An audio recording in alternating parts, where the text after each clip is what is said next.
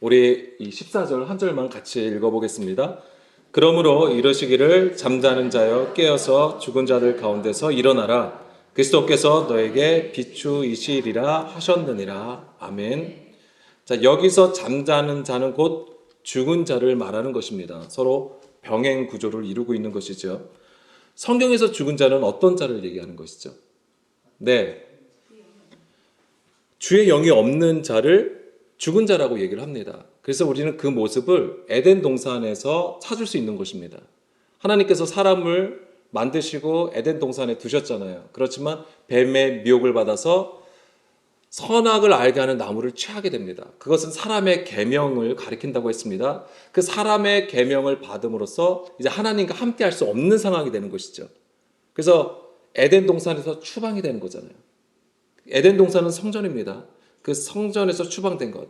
오늘 우리에게는 뭐냐면 우리가 하나님이 거하시는 처소로 세워지지 않은 상태와 같은 것입니다. 그래서 우리 안에 하나님의 영이 아닌 다른 영, 다른 교훈, 다른 예수를 가지고 있는 것을 말하는 것입니다. 그것이 완전히 다른 종교의 얘기가 아니에요.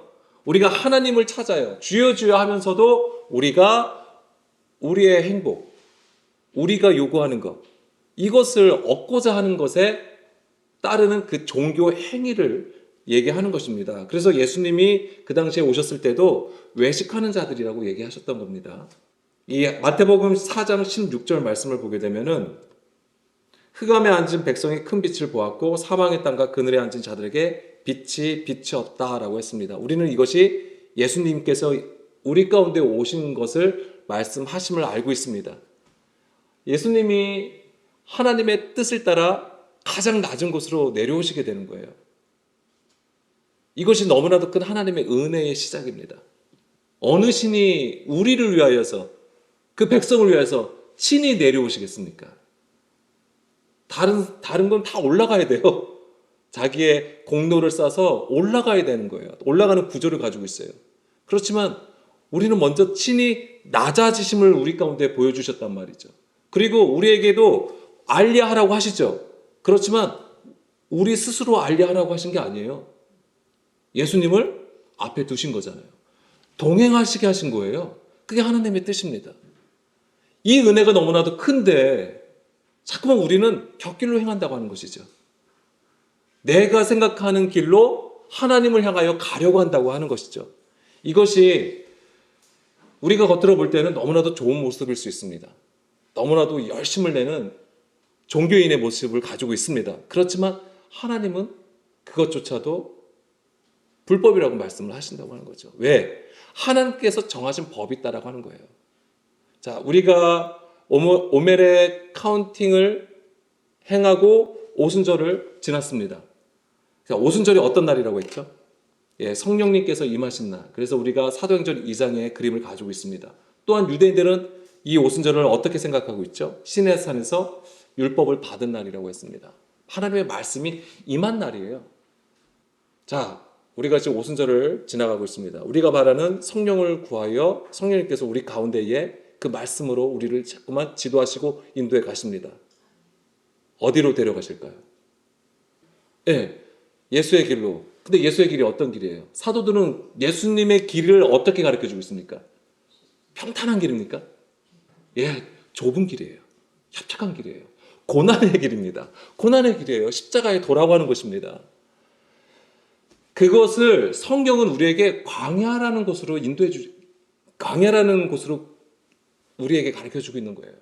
그래서 출애굽 당시 어린 양의 피를 뿌렸단 말이에요. 그것이 십자가 사건을 의미하는 거잖아요. 그래서 우리를 어디로 이끌어 가세요? 광야로 이끌어 가십니다. 우리가 지금 수요일 날 사무엘상을 보고 있습니다. 하나님께서 다윗에게 기름을 부었습니다. 그런데 이스라엘의 왕으로 기름을 부어주셨지만은 다윗은 어떻게 되죠? 그 이후에 사울로부터 유업을 받게 됩니다. 어디로 도망갑니까? 광야 생활을 하게 되는 거예요. 예루살렘 주변에 광야가 있어서 광야로 도망간 게 아니에요. 뭐 어떻게 우리가 지형적으로 보면은 뭐 그렇게도 얘기할 수 있는 것이지만 하나님께서 정하신 곳이에요.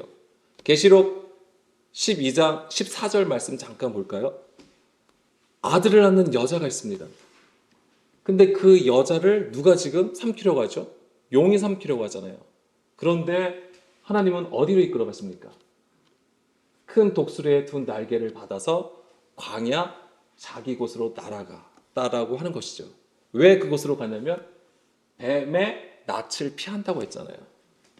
자, 여기서 우리가 뱀의 낯이라고 하면은 우리가 뭘 생각하냐면 정말 어마무시한 어떤 사단의 얼굴, 이런 어떤 위협, 이것을 생각을 하잖아요. 뱀의 낯을 피한다고 하는 것은 어떻게 우리가 이해할 수 있을까요? 사람의 계명을 받지 않는 것으로 이해할 수 있는 거예요. 왜냐하면 저 광야라는 곳이 어떤 곳이죠? 표면적으로는 황무지예요. 사람이 살기에 굉장히 척박한 장소입니다. 사람이 없어요. 사람의 것이 없는 곳입니다. 오직 저기는 하나님의 말씀만을 구할 수 있는 장소예요. 그래서 그 이름도 무엇입니까? 미드바르잖아요. 장소를 의미합니다. 그 다음에 다바르, 말씀이란 뜻이에요. 말씀이 임하는 장소가 되는 거예요. 그 얘기는 하나님의 말씀이 임하는 어떤 그런 거룩한 곳을 우리는 얘기하지만 반대로 생각하자면 뭐냐면 사람의 일을 추구할 수 없는 장소가 되는 거예요. 그래서 오직 주님만을 의지하는 곳이죠. 자, 그러면은 이것은 오늘 우리 각 처소에서도 마찬가지예요. 비록 우리가 주변은 세상과 가깝고 사람들과 우리가 교제하면서 나누고 있지만은 우리가 광야를 들어갈 수 있다라고 하는 거예요. 성령의 인도하심을 따라서. 우리가 성령의 인도하심을 따르지 않으면 광야로 들어갈 수가 없어요. 예수님이 세례 요한으로부터 세례를 받았습니다. 그때 어떤 일이 벌어졌습니까?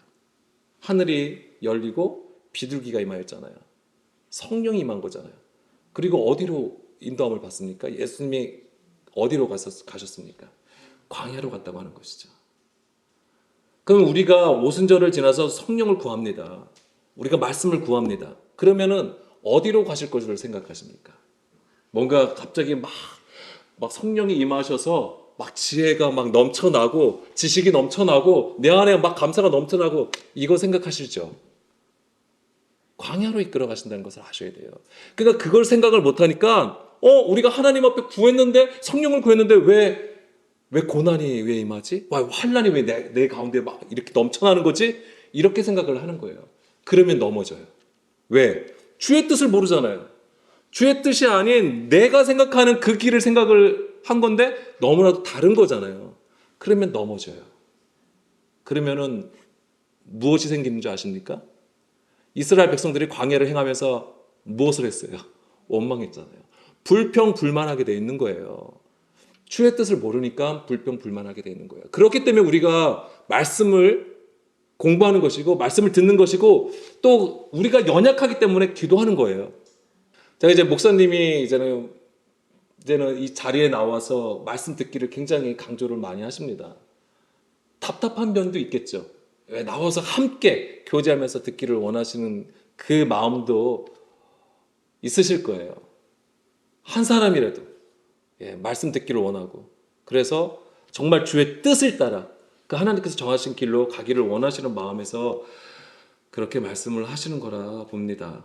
자, 우리가 그렇기 때문에 지금 우리가 해야 되는 것이 바로 듣고 깨닫는 것에 집중을 해야 된다고 했던 것이고 우리가 더 이상 죽은 자가 아닌 산자로서 하나님 앞에 서기 위함이에요. 그런데 반드시 주님께서 정하신 그 길로 가야 된다고 하는 것입니다. 그것이 환난이고 고난이더라도 우리는 반드시 가야 되는데 그러한 가운데 흑암 가운데 사망 가운데 우리에게 바로 그 빛을 비춰주신 것입니다. 예수님은 흑암에 앉은 백성 사망의 땅과 그늘에 앉은 자들에게 큰 빛으로 오셨고 십자가를 통하여 큰 은혜를 우리에게 주신 것입니다. 그렇기 때문에 우리가 오늘도 그 생명의 말씀을 가지고 반드시 주님의 얼굴을 구함이 있어야 되는 거예요. 그 사모함, 그 갈급함이 반드시 있기를 원합니다. 자, 시편 107편 10절 말씀을 보겠습니다. 사람이 흑암과 사망의 그늘에 앉으며 공고와 쇠사슬에 매임은 자, 이 흑암, 사망, 그늘에 앉은 상태가 뭐냐면 공고와 쇠사슬에 매었다고 하는 거예요. 이게 뭐냐면 사람의 가르침 안에 있음을 얘기하는 거예요. 그래서 수고하고 무거운 짐을 지고 있는 상태를 얘기하는 것입니다. 11절 하나님의 말씀을 거역하며 지존자의 뜻을 멸시함이라. 왜 그러면 흑암과 사망과 그늘에 있냐 이거죠. 왜 수고하고 무거운 짐을 지고 있느냐 이거죠. 성경은 우리에게 계속해서 같은 얘기를 합니다. 무엇입니까? 하나님의 말씀을 거역하고 있다라고 하는 거예요. 그리고 이 하나님의 말씀을 거역하면 곧 하나님을 멸시하고 무시하는 것이 됩니다. 하나님의 말씀을 거역한다는 것이 무엇일까요? 여기서 거역하다가 있잖아요. 거역하다. 마라입니다. 마라라는 단어가 쓰였어요. 혹시 마라 무슨 뜻인지 아시죠? 예, 마라의 쓴물. 그게 이제 출애굽기 15장 22절부터 나오는 그림인데요. 출애굽하고 홍해를 건넜습니다. 그리고 하나님의 구원을 찬양했습니다. 그리고 3일 길을 갔는데 아무것도 나오지 않는 거예요. 물도 없는 거예요. 그런 가운데에 물 있는 곳에 도착을 했는데 거기가 어디입니까? 말의 쓴물을 얻게 된 거예요. 그런데 이것은 마실 수가 없는 것이죠. 이런 그림들이 너무나도 중요한 것입니다. 왜 하나님은 이 말의 쓴물을 통해서 우리에게 무엇을 말씀하실까? 그래서 이 말의 쓴물을 단물로 바꿔주시잖아요. 이게 바로 이제는 한 나무를 그 물에 던짐으로써 단물로 바꿔주셨는데 그것이 의미하는 것이 무엇이었냐면 바로 이제 십자가라고 하는 것이었죠. 그런데 이제 여기서 우리가 이제 알아야 되는 것이 있습니다. 뭐냐면 나무를 던졌어요. 한 나무를 던진 걸로 나옵니다. 네, 좀만 올려주세요. 25절을 보면은 여호와께서 그에게 한 나무를 가리키시니 그가 물에 던지니 물이 달게 되었더라. 여기서 한 나무라고 했을 때 이것은 이제 십자가를 얘기하는 거고, 근데 여기서 나무는 에츠라는 단어가 쓰였습니다. 그런데 이 에츠라는 단어가 처음 어디서 나오냐면은 하나님께서 셋째 날을 창세기 1장에 보게 되면 셋째 날에 물을 한 곳에 모으고 마른 땅이 나오게 하세요. 그 마른 땅이 나올 때에 그 마른 땅에다 하나님께서 말씀하시죠. 뭐라고 하시죠? 식물을 내라고 하시죠. 그 중에 열매를 내는 나무를 내라고 말씀을 하십니다. 그때 이 나무를 얘기하는 거예요. 그리고 이 에덴 동산에서도 이 나무를 어디서 나오냐면 생명나무에 나와요. 그래서 생명나무와 선악을 알게 하는 나무에서 이 에츠라는 단어가 쓰였습니다. 제가 왜 이제 이 말씀을 하는 거냐면 이 열매를 맺는 나무라고 하는 것입니다. 열매를 맺는 나무. 그런데 이 하나님은 우리에게 이 열매 맺는 나무, 즉 열매 맺는 나무가 되기를 원하시는 거예요. 그래서 하나님이 받으실 수 있는 열매를 맺는 그 구성원이 되기를 원하시는 것이죠. 그런데 에덴 동산에서 생명나무와 선악을 알게 하는 나무를 우리에게 보여주셨단 말이에요. 근데 그것을 통해서 사람이 선택한 건 무엇입니까? 선악을 알게 하는 나무를 택하였다고 하는 것이죠. 그게 우리는 두 개의 나무를 보는 것이지만은 이게 어떻게 이것을 이해하시면 되냐면 하나님의 말씀을 가지고 있어요. 우리가 하나님의 말씀, 똑같은 말씀을 가지고 있는데 이것을 나의 생각으로 해석해서 그 말씀을 가지는 거하고 정말 하나님의 그 뜻을 깨달아서 가지는 거, 이 두 개가 있다라고 하는 것이죠. 그러니까 나무도 사실은 하나예요. 근데 그 하나를 내가 어떻게 취하느냐에 따라서 그 나무가 생명나무가 되고 선악을 알게 하는 나무가 된다고 하는 거예요. 그런데 여기서도 이 쓴물도 마찬가지입니다. 이 물이 다른 곳에 물이 두 군데가 있는 게 아니잖아요. 샘 근원이 두 군데가 있는 게 아니라고 하는 것이죠. 하나예요. 근데 그 하나라 쓴물이 났던 것이지만 이게 그 한 나무를 넣음으로써 단물이 되었다고 하는 거예요. 이 얘기는 우리가 진정으로 하나님의 말씀을 듣고 깨달으려면은 무엇이 있어야 되냐면 이 십자가의 본질을 가지고 있어야 된다고 하는 거예요. 그래서 이 십자가를 통해서 내가 낮은 자가 되었을 때에, 그래서 하나님의 그 말씀을 온전히 받을 수 있는 상한 심령이 되었을 때에 비로소 그것이 단물이 된다. 그래서 단물이 된다고 하는 것은 바로 듣고 깨닫는 상태가 되었음을 얘기하는 것입니다. 그런데 이스라엘은 그걸 하지 않은 거예요. 그래서 하나님의 말씀을 말하였다. 하나님의 율법을 가지고 있음에도 불구하고 그것을 쓴물로 자꾸만 받아들이게 되는 것이죠. 그러니까는 그들이 어마어마한 열심을 가지고 있어도 어떻게 되는 거예요? 하나님을 멸시하게 되는 거예요. 표면적으로 하나님을 어떻게 멸시합니까? 어떻게 무시할 수 있어요? 할 수가 없어요. 그렇지만은 그 외식함, 자기가 해석해서 가지고 있는 그 선악을 알게 하는 나무를 취하는 상태가 하나님을 멸시하게 되는 거예요. 그럼 하나님은 그런 자와 가까이 하실 수가 없는 거예요. 멀어질 수밖에 없는 것이죠. 그것이 바로 죽은 상태라고 하는 거예요. 그것이 그래서 흑암 사망이라고 하는 것입니다. 자, 시편 107편 12절 계속 보겠습니다. 그러므로 그가 고통을 주어 그들의 마음을 겸손하게 하셨으니. 하나님은 고통을 주신다고 하는 거예요. 고난을 주게. 근데 사실 고난이 다른 게 고난이 아니에요. 우리가 하나님의 말씀을 들어도 듣지 못하는 상태가 고난이고 환난이 되는 것입니다. 그 환난을 주셔서 그들의 마음을 어떻게 하는 거예요? 겸손하게 만든다고 하는 거예요. 우리의 마음을 낮추신다고 하는 것이죠. 그들이 엎드러져도 돕는 자가 없었다. 이에 그들이 그 환난 중에 여호와께 부르짖으며 이 환난을 당해야지 여호와를 찾습니다. 이게 지금 우리가 가지고 있는 연약함이라고 하는 거예요. 우리의 물리적인 연약함을 얘기하는 게 아니에요. 우리의 완고함은 하나님을 찾지 않아요. 내가 교회 나와도 하나님 찾지 않아요. 예배 드려도 하나님 찾지 않아요.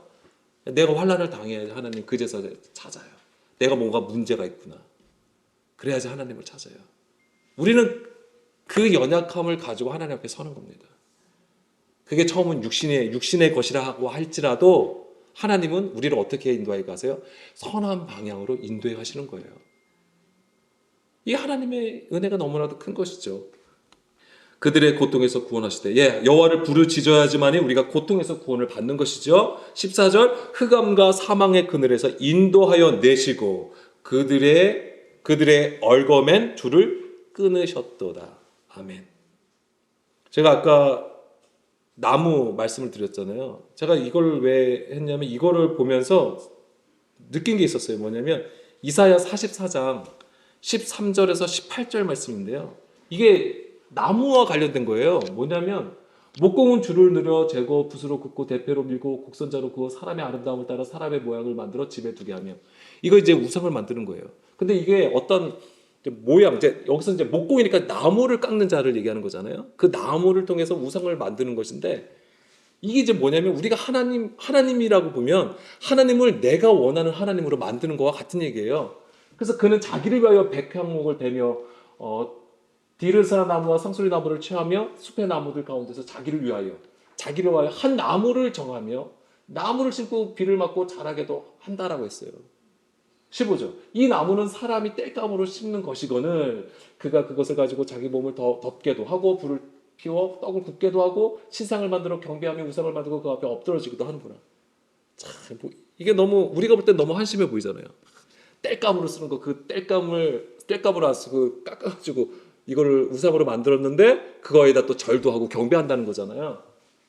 16절 그 중에 절반은 불에 사르고 그 절반으로는 고기를 구워 먹고 배불리며 또 몸을 덮게 하여 이르기를 아하 따뜻하다 내가 불을 보았구나 하면서 그 나머지로 신상고 자기의 우상을 만들고 그 앞에 엎드려 경배하며 그것에게 기도하여 이르기를 너는 나의 신이니 나를 구원하라. 자기네가 다 불태워서 떡도 구워 먹고 고기도 구워 먹었던 거 가지고 지금 나를 구원하라고 나의 신이라고 얘기를 한다고 하는 거예요.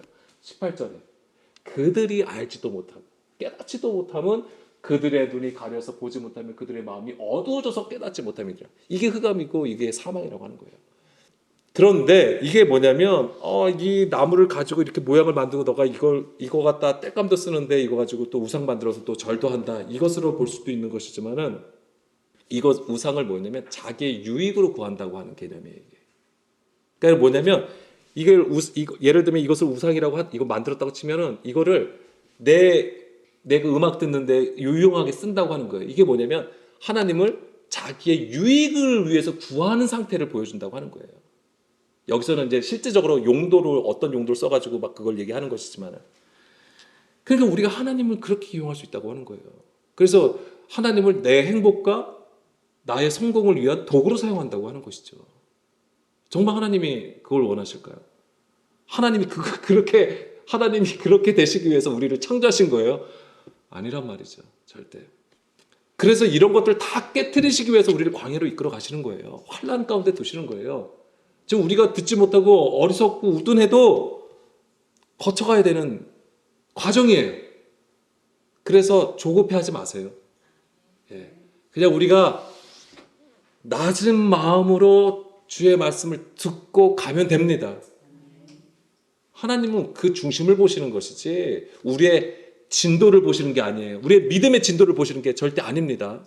다시 에베소서 14절. 예, 여기서 예, 지나갔군요. 아까 그래서 그들의 얽어맨 줄을 끊으신다고 하셨잖아요. 그것이 다 이제는 하나님의 속량, 구속하심을 얘기하는 것이고 에베소서 5장 14절. 예. 그래서 잠자는 자여 죽은 자들 가운데서 일어나라. 그리스도께서 너에게 빛을 비추어 주셨다. 자, 이 빛을 비춰 주시면 예수님께서 우리 가운데 오셔서 진리의 말씀을 선포하신 것을 말씀하시는 것이죠. 그래서 우리를 죽은 자 가운데서 일으켜 세우심. 그래서 진리의 아들로 이제 세우시는 것을 얘기하시는 것이고, 근데 그 시각적인 게 뭐냐면 그 시각적인 주의 일하심이 바로 십자가였던 거예요. 그래서 우리가 그 역사적인 예수님 그리고 역사적으로 그 십자가를 지신 거 너무나도 귀합니다. 근데 그것이 단지 우리와 상관없는 시간대에 일어났던 과거지만은 나는 지금도 그것을 믿는다. 그런 믿음을 얘기하는 게 아니에요, 성경은. 그것은 오늘도 동일하게 우리 안에서 일어난다고 하는 것이고, 그것 때문에 우리가 오늘도 주님 앞에 설 수 있다라고 하는 거예요. 그것을 잊으시면 안 돼요, 절대. 그냥 과거의 일을 내가 지금 믿고 있다. 그 믿음은 어린아이 같은 것입니다. 그러면서 이제 16절. 제가 이제 간단하게 나눈다고 했는데 이게 또 말이 길어졌어요. 15절 제가 읽었나요?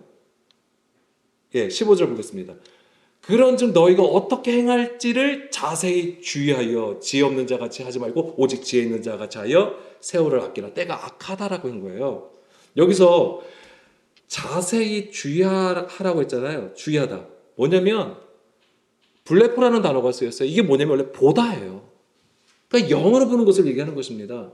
그러니까 뭐냐면 우리가 지금 말씀을 보는데 우리가 다 동일한 거예요. 뭐냐면 1차적으로는 다 문자로 듣고 있는 거예요. 근데 뭐냐면 이 문자라는 껍질을 벗겨내야 돼요. 이 우리가 알곡을 얘기하잖아요. 이 알곡의 처음은 어떻게 되어 있는 겁니까? 껍질에 쌓여져 있어요. 그 껍질을 벗겨내야지만이 흰 것이 나오는 것이죠.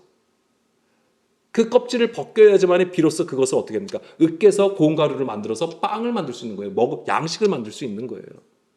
그래서 여기서 뭐냐면 이 블레포 주의하라고 하는 것은 깨어있음을 얘기하는 거예요. 이게 껍질을 벗겨내라고 하는 것입니다. 그래서 세월을 아끼라고 하는 거예요. 근데 갑자기 세월을 아끼래요. 이 왜요? 우리가 언제 죽을지 모르니까는 항상 깨어 있어야 된다고 얘기하는 걸까요? 세월을 아끼라고 하는 것이. 아니면 우리가 일평생에 100년, 지금 뭐 길면 100년이라고 치자고요. 그럼 100년 동안 사는 거. 뭐 길면 긴 것이지만 또 하나님 보시기에는 짧을 수도 있는 거잖아요. 찰나가 될 수 있는 시간인데 그렇기 때문에 세월을 아끼라고 한 것일까요? 세월이라는 것은 예전에도 나눈 적이 있습니다만 카이로스예요. 뭐냐면 이것은 하나님의 때를 가리키는 거예요. 그러니까 성경은 크로노스, 그러니까 사람의 때가 있고요. 하나님의 때를 얘기하는 때가 있는데 여기서는 하나님의 때를 가리키는 거예요. 그러니까 뭐냐면 예를 들면 누가복음 13장 32절 말씀에 보게 되면 여기서 오늘과 내일이 나와요. 그러면서 오늘과 내일은 내가 귀신을 쫓아내며 병을 고친다고 하는 것이죠. 그리고 제3일에는 완전하여지리라. 이게 우리 시간으로는 오늘과 내일이 있어요. 그리고 내일 모레가 있는 거잖아요. 3일이 있어요. 그렇지만 이것은 무슨 얘기예요? 주의 일하심을 얘기하는 거예요. 주의 일하심, 하나님의 때를 가리키는 주의 역사를 얘기하는 것입니다. 그래서 우리가 지금 제3일, 그래서 성경 제3일이 너무나 중요한 지경이에요. 말씀의 지경이 열리는 때가 제3일을 얘기하는 거예요. 그래서 이 하나님의 때라고 했을 때는 세월을 아끼라고 하는 것은 뭐냐면 그 다음에 아끼다, 이제 세월은 카이로스, 그 다음에 아끼다는 뭘 얘기하냐면 하나님의 속량이라는 뜻이에요. 그러니까 속량하다는 뜻이에요. 값을 주다라는 뜻을 가지고 있는 거예요. 근데 갑자기 세월을 아끼라고 하니까 너무나도 이제 의역처럼 되어지는 것이지만은 원래 좀 더 원문 그대로 단어 그대로 하자면은 하나님의 때를 속량하라, 값을 주고 살아라는 뜻이 돼요. 이게 뭐예요? 하나님의 때를 감지하라고 하는 것이죠. 자세히 살펴서 깨어있으라고 하는 거예요. 그거는 우리가 하나님의 말씀을 듣지 않으면 알지 못해요. 제가 한 가지 더 말씀을 드리면 자, 우리가 오순절을 지켰어요. 그 우리가 지금 지킨 것은 사실은 표면적으로 뭐냐면 그냥 유대력에 있는 유대인들이 쓰는 달력에 표시된 그 절기를 따라 우리가 행한 거예요. 그들은 그걸 매년 반복을 하는 거잖아요. 그렇지만 그것을 반복하게 하시면 우리가 연약한 자이기 때문에 그런 거예요. 그 반복하는 가운데 뭐 어떻게 하는 거예요? 깨달으라고 하는 거예요. 그 우리는 그 표면적으로 나타난 그 절기 안에 하나님의, 그러니까 우리가 가진 크로스, 우리의 때가 아니라 하나님의 때, 그게 곧 뭐냐면 하나님의 일하심을 얘기하는 거예요. 그 하나님의 일하심을 봐야 된다고 하는 것이죠. 그게 세월을 아끼라고 하는 얘기예요. 그것이 바로 주의 속량, 우리를 구속하시는 하나님의 방법이었던 것이죠. 갈라디아서 1장 4절입니다. 그리스도께서 하나님과 우리 아버지의 뜻을 따라 이 악한 세대에서 우리를 건지시려고 우리 죄를 대속하기 위하여 자기 몸을 주었으니, 예수님의 십자가를 얘기하는 거잖아요. 이 영광이 그에게 세세토록 있을지어다. 이 하나님의 영광이 나타나려면은 우리의 풀과 꽃이 말라야 되는 거예요. 우리의 육신이 완전히 시들고 말라져야 하는 것이죠. 그것이 바로 마른 땅이라고 하는 거예요. 근데 그것이 바로 셋째 날의 역사인 것이죠. 그때에 완전하게 되어지는 플레로 충만하여지는 지경으로 우리를 이끌어 가신다고 하는 거예요. 근데 어떤 심령을 통해서? 그 상한 심령, 갈급한 심령, 정말 하나님의 그 더 큰 은혜를 사모하는 그 심령 위에 하나님께서 기름 부어 주시는 거다. 이것을 얘기하는 것입니다. 하나님의 때는요, 우리의 삶에서, 우리 각자의 삶에서 어느 한 지점일 수도 있어요. 한 날일 수도 있어요. 그렇지만은 하나님의 때는 하나님의 일하심이라고 말씀을 드렸잖아요. 뭐냐면 우리를 주의 백성으로 이끌어 가시는 그 날을 얘기하는 거예요. 뭐냐면 히브리서 3장과 4장을 보게 되면 오늘 주의 음성을 듣거든. 바로 주의 음성을 듣는 것, 듣고 깨닫는 것이 하나님의 때가 되는 거예요. 그럼 이 순간도 하나님의 때가 될 수 있다고 하는 거예요. 우리는 그 때를 살아야 돼요. 그런 존재로 우리를 세우시는 건데요. 그것 때문에 우리를 성령의 처음 익은 열매로 세우시는 거예요. 이것 때문에 그 독생자 예수님을 우리 가운데 보내주셨는데요. 아니, 이거 되지 않으려면 예수님을 왜 믿으세요? 성령을 왜 구하시는 거예요? 우리가 왜 지금 자꾸만 왜 이것을 말씀을 강조하고 왜 성령님의 그 진리의 영을 왜 우리가 구하냐고요. 누가복음 4장 18절 19절 말씀 보겠습니다. 주의 성령이 내게 임하셨으니 이는 가난한 자에게 복음을 전하게 하시려고 내게 기름을 부으시고 나를 보내사 포로된 자에게 자유를, 눈먼 자에게 다시 보게 함을, 전파하며 눌린 자를 자유롭게 하고 주의 은혜와 해를 전파하게 하려 하심이라 하였더라. 아멘. 이것이 이제 이사야 61장 1, 2절 말씀을 인용한 건데요. 이사야 61장 2절 말씀에서는 은혜의 해와 또 보복의 날을 같이 적고 있어요. 그러니까 하나님의 은혜로 우리가 속량 구속함을 받았어요. 근데 반드시 또 뭐가 있습니까? 심판이 있어요. 하나님의 보복하심이 있다고 하는 거예요. 그걸 잊으시면 안 돼요.